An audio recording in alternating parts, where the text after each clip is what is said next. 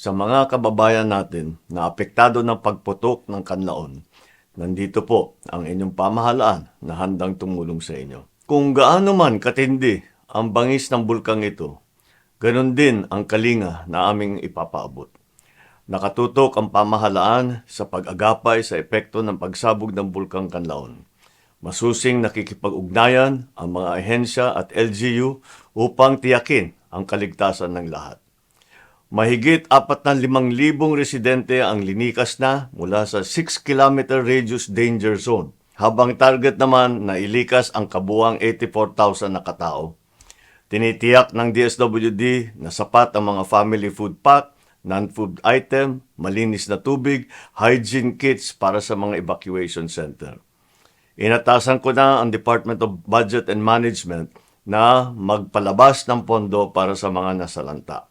Patuloy din nakaalerto ang DOH laban sa mga sakit dulot ng volcanic ash, habang ang NDRMC at Task Force Kanlaon ay naghahanda sa anumang maaring mangyari. Ang matagal ng forward-deployed na relief items ng DSWD tulad ng mga family food pack at non-food items ay ibubuhos natin sa mga evacuation center. Kasama dito ang malinis na tubig, sleeping at hygiene kit.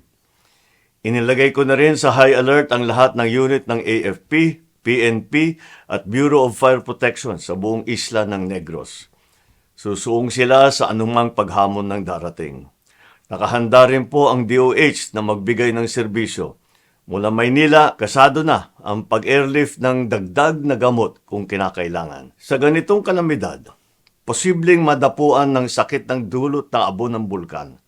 Walang patid po ang surveillance, monitoring at paalala ng DOH at saka DNR sa mga karamdamang maaring dumating. Bago pa man sumabog ang bulkan, ay pinaghandaan na ng ating NDRMC at Office of Civil Defense ang pagtugon sa maaring worst-case scenario. Dahil dito, nakatanod ang Task Force Kanlaon na magkokoordina ng tamang responde batay sa lakas ng pagsabog ng bulkan at pinsalang hatid nito. We will step up. We will level up. Any escalation in damages and destruction will be met with a stronger government response. Malaki ang papel ng komunikasyon sa mga araw na ito. Truth will save lives. Fake news will kill. Effective disaster response is anchored on reliable information. That's why PhilVox will continue to issue around-the-clock advisories in language that is clearly understood to all our kababayans. Nakikiusap ako sa lahat, lalo na sa ayaw lumikas na sumunod sa babala ng ating mga otoridad. Mas mahalaga po ang buhay kaysa ari-arian.